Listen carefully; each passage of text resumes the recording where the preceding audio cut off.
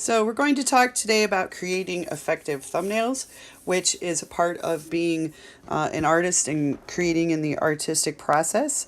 A lot of times, kids think they're just created for torturing you, but I want to show you today why they're important and how you can effectively move through them. So, just so we're clear, they are not just to torture you. A wise artist once said, just draw the darn things, it'll make your teacher happy. Honestly, though, what even are these thumbnail things? Obviously, they are little drawings that are so cute. They are quick and rapid, and they are not about fixing or correcting mistakes. So if you make a mistake, you just let it be. You don't go back and work on it more. Look at these examples I stole from the internet. They don't even have straight lines along the side. I love it. Okay, but you're working out different solutions, trying different formats, different ideas. And that's the whole point. They're like a little prototype of your idea. And you're trying different arrangements, different compositions, and that's what you let guide you. So, looking at this example, which again are all stolen from the internet, you're using your thumbnails to explore multiple ideas quickly, and they can really touch on and be used in, I should say, every form of art. It could be lettering and graphic design, could be architecture and furniture design, interiors, good old still lives. I mean, look at all the ways this artist is imagining those same oranges in a picture. Here's just one simple apple being used in a multiple of ways. Simple graphics, exterior landscapes and things, single subject, and there's another still life. So any medium, any subject, still thumbnails help you lay down your ideas rapidly. The emphasis is not on the skillfulness of your drawing skills. Like, we all know what this is. These are trees, clearly. That doesn't matter if they're not drawn with precision. This, I can pretty much tell, is a car, even though it's only got like a bumpy line and two little round things. Okay, sketches can be any style, subject, in almost any material. That means like pen, pencil, charcoal, marker. Probably wouldn't want to use paint though, because it needs to be quick. What they won't be is the best artwork you've ever made. They are squarely mediocre to poor. Okay, so if the best thing you've ever made is Starry Night, which would be awesome, and the worst thing you've ever made is this nasty stick figure, your thumbnails are going to be in this 2 to 3 range, okay? Around this orange guy and the yellow guy. They should be a good representation that we can see and sort of understand, at least, like those trees we were talking about up there, but not your best work, not full of corrections, not full of detail and wonderfulness, okay? They are squarely mediocre to poor. That doesn't mean that they're worthless. It doesn't diminish their importance. If you look at this pretty horrendous drawing right here, like, not, what? No proportions to his legs. He's a peg leg. Like, what the heck? You know, this makes no sense. But as you see, really the man or woman can draw, and these things become, what ends up being a fantastic artwork. Okay? Every artists probably, well, no, I can't say that. Most artists plan out a lot of their artwork ahead of time, but not all do. I mean, that's the artistic process for some artists, but a lot of artists plan out their artworks in advance through sketching and thumbnails. Even some notoriously perfectionist artists like Leonardo da Vinci, who destroyed all of his pre-work because he didn't want anyone to see, that he wasn't perfect somehow. Okay, so you even are going to create your thumbnails in preparation for artworks. So what are you going to do to get started? Well, if we go back and think about that sailboat at the top, which I can scroll back up really quick. Okay, your simple idea, a boat on water, can be done horizontally. It can be done vertically. Okay, horizontal gives us emphasis on the horizon and the lake. Vertical gives us emphasis on the boat and the shadow or the reflection. So first of all, you're going to want to think about things like orientation. And naturally, the first thing you're going to do is place your focal point. So placing your focal point, that's a biggie, okay? You can always use mentally the rule of thirds. You could even draw it on there, but that's kind of bulky to have on your artwork then. Okay, so you're going to then consider your basic guidelines for composition. Okay, and those things are going to be things like balance and variety, pattern, rhythm, unity, all those things. So when I start, I like to start with my subject in the nice rule of thirds place.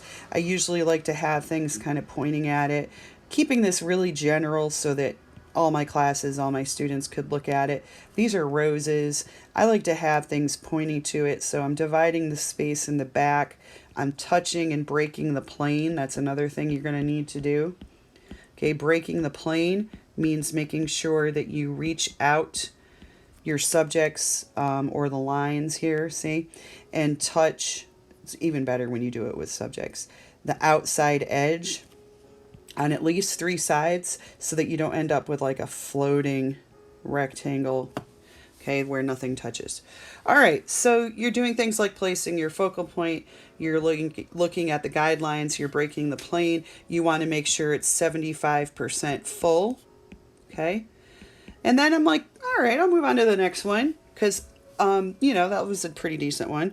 So for this one, I'm like, okay, I'm going to move my flower over here. And this time, I think I'll put these like along the bottom, kind of rising up. Okay. This, I'm thinking you're probably very impressed by my drawing ability here. You're like, man, did I sign up for the right class? But actually, probably not. But that's okay, because remember our scale? Down in this range here, which is not so great. So I'm doing fine, okay? Don't make me come and yell at you about how great your drawings are, okay? You want them to be this way. So there's my second one. Now it's time to do my impression of the students who get stuck at 2 and then they're like, well, I'm done. But you're not, because you're not stopping at 2, you're not stopping at 1. If you're the person who gets to this point and you're saying, no, well, I've only had one idea and that's my best one ever. And I'm never going to have another idea that's ever as good. They'll give me prizes for this idea and I'm never drawing another idea. Okay, so no. Also, some people have this idea or this problem. They say, well, I just don't have any ideas. And it was painful to get 1 and I'm never going to get 10. So I'll just drop out of school now because I'm never going to have any other ideas. So this is how you finish your 10 thumbnail sketches, whether you think that you've only discovered the good one that there was, or if you think you'll never think of anything. So here's the things that you need to keep in mind. First of all, move your focal point. I already did that, but some of you maybe will think that that could never work, or you would never think of trying. Second thing, change your orientation. I'm going to spell your right. So I was working with orientation. There we go. All horizontally, but think back to the boat guy. Now I can change it so that it's vertical, and that might make a big difference.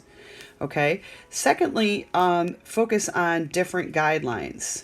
So guidelines mix up. Okay. And I'm going to show you an example of that. Guidelines mix up. All right, so let's just start with that. So instead of, I noticed one thing about myself is that I really, and I kind of told you this, I love putting my focal point on a rule of thirds and then having things point to it, which means I end up with that kind of thing almost every time initially. So I'm going to break that mold here, and here is my flower. And then this time I liked this with the stalks coming up, so I'm going to bring up some things from the bottom like that, and then I'm going to keep this. Okay. Oh, did you see what I noticed there? Keep things that are good. So sometimes people get mad because they're like, how dare you tell me to keep going? I want to do a rose. And they get hostile. And they're like, you can't make me let go of my rose. I'm not telling you you have to draw something totally different. Keep the things that you like. Ditch the rest. Okay, so keep the things you like. I really like these little spindly things. What if I went like this and kept them? Now I'm going to try something different. So change your orientation to that. Move your focal point. Guidelines mix up? All right, let's try that. So I'm going to try a guideline I almost never use, and that is patterning. When you repeat and you create pattern, interesting things happen. So these are my roses. I've changed the scale, also a guideline for composition. I've created a pattern, and now I've got something totally different. Now for something totally different. Okay? So awesome way to proceed through your thumbnails, getting you 10. And I got to tell you, it's an actual fact that your first idea is almost never your best or most creative, and probably then not your best artwork. You've got to be willing to let go of that idea that your first impulse is your best, because really it's not. Your first impulse is probably the most obvious, probably one that you almost always start with, like I told you with mine, how I have that kind of formula that always occurs to me first. So that's why we push past the first and second and third into those really creative ones that are kicking around in the back of your mind with cobwebs and stuff, and bring those out in the 8th, 9th, 10th, 11th version. Okay? So that's how you walk yourself through thumbnails. Go out on a limb, be daring, and do a good job with those things. They're very important.